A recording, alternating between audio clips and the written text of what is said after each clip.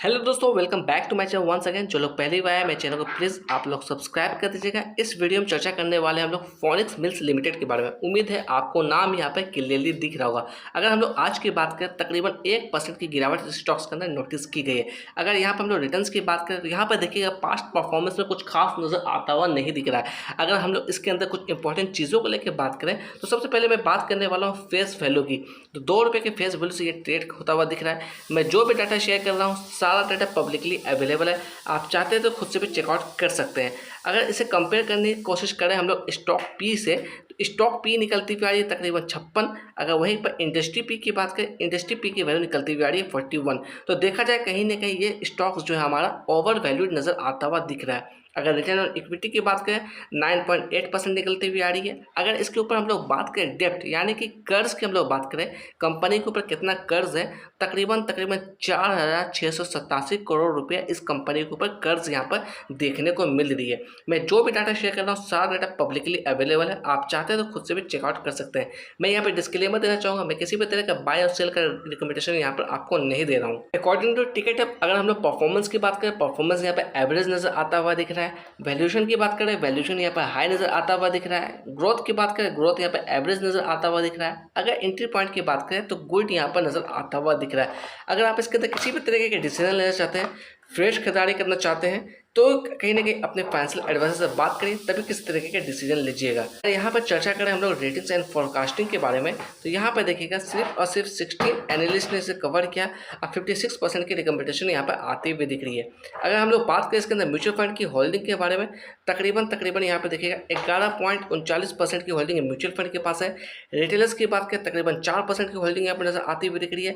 डीआईस की बात करें 1.20% की होल्डिंग यहाँ पर नजर हुई आ रही है।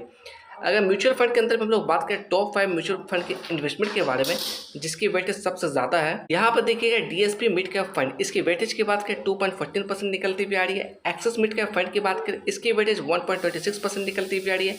एसबीआई मिड कैप फंड की बात करें, इसकी वेटेज 1.37% निकलती हुई आ रही है। देखिएगा हम लोग आ गए चार्ट पर। 1 डे के टाइम फ्रेम मैंने यहाँ पे चार्ट लगा रखा है। सबसे पहले मैं बात करने वाला हूँ इस लेवल्स की। ये जो आप लेवल्स देख रहे हैं, ये कैंडल है आपका जुलाई 2024 की, तकरीबन 2100 के लेवल्स को टच किया। उसके बाद देखा जाए तो कहीं ना कहीं लगातार गिरावट वाली सिचुएशन इसके अंदर बनती हुई दिख रही है। मतलब क्लियरली आप यहाँ पर देख रहे होंगे लोअर हाई का फॉर्मेशन कंटिन्यू होता हुआ दिख रहा है इसके अंदर। अगर हम लोग यहाँ से ट्रेंड लाइन को ड्रॉ करने की कोशिश करें तो देखिएगा लोअर हाई का फॉर्मेशन कंटिन्यू इसके अंदर देखने को मिल रही है। अगर हम लोग बात करें इसके अंदर वॉल्यूम को लेकर, तकरीबन 4.5 लाख की वॉल्यूम कल के दिन नोटिस की गई थी। डिलीवरी ऑफ परसेंटेज की बात करें, तकरीबन 49% की डिलीवरी इसके अंदर उठाई गई थी। साथ ही साथ बात करें हम लोग 50 DMA के बारे में, यानी कि 50 डे मूविंग एवरेज की वैल्यू की बात करें, इसकी वैल्यू निकलती हुई आ रही है 1592 रुपया। वहीं अगर हम लोग बात करें करंट प्राइस की, ये वैल्यू निकलती हुई आ रही है 1546 रुपये के आसपास। तो देखा जाए अपने 50 डे मूविंग एवरेज के नीचे ट्रेड करता हुआ दिख रहा है। अगर हम लोग यहाँ पर बात करने की कोशिश करें, थोड़ा सा मैं कैंडल को जूम इन कर दूँ, ये लेवल्स हमारा पहला रिजेक्शन लेवल्स आता हुआ दिख रहा है। इसकी वैल्यू की बात करें तकरीबन 1640 रुपये की आसपास आती हुई दिख रही है। ये जो मैं लेवल्स बता रहा हूँ, मैंने इंडिकेटर की हेल्प से ये लेवल्स बताने की कोशिश की है। अगर आप लोग भी चाहते हैं तो खुद से भी इंडिकेटर लगा के चेकआउट कर सकते हैं। अगर हम लोग बात करें डाउन साइड में सपोर्ट लेवल्स के लिए, तो मे भी कहीं ना कहीं 1500 का लेवल्स जो है हमारा पहला सपोर्ट लेवल्स होना चाहिए। मैं किसी भी तरह की श्योरिटी की बात यहाँ पर नहीं कर रहा हूँ।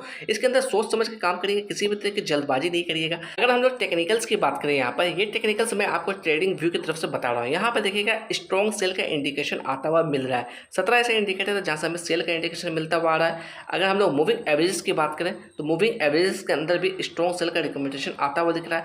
14 ऐसे इंडिकेटर है जहाँ से सेल का इंडिकेशन मिल रहा है। अगर हम लोग ऑसिलेटर की बात करें, ऑसिलेटर से भी सेल का इंडिकेशन हमें आता हुआ दिख रहा है। अगर हम लोग प्राइस फोरकास्टिंग की बात करें, यहाँ पे देखिएगा 17 एनालिस्ट ने इसे कवर किया है। मैक्सिमम एस्टीमेट यहाँ पे देखिएगा 1 ईयर ऑफ टाइम पीरियड के लिए 2000 रखा है। अगर मिनिमम एस्टीमेट की बात करें 1420 रुपये रखा है। अगर हम लोग करंट प्राइस से कंपेयर करने की कोशिश करें, तकरीबन 29% ऊपर निकलती हुई आ रही है। अगर डाउन साइड की हम लोग बात करें, तकरीबन 8.5% की ये नीचे दिखती हुई आ रही है।